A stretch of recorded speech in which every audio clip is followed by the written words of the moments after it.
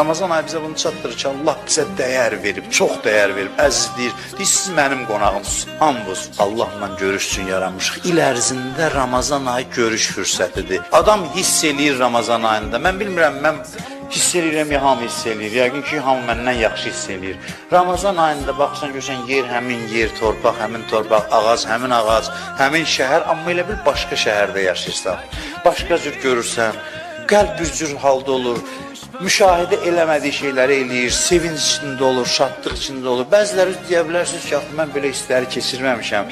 Bunları düşünsöz görəcəksiniz. Başınızı açın ki, qaldırın ki, yemək, içmək məsələsi deyil təkcə. Baxın, görün ətraf, baxın, görün həvadan Allah iyi gəlir, Allah qoxusu gəlir. Allahın qoxusu olar, yox, mən mənəvi qoxusundan danışıram. Bu hisslə daxil olun. Hələ deməyin, neyniyim Ramazan ayında, neynəmiyim, deyən yox, mənə Allah qonaq aparır. Bir ay onun yanında olacam, əmin amanlıqda.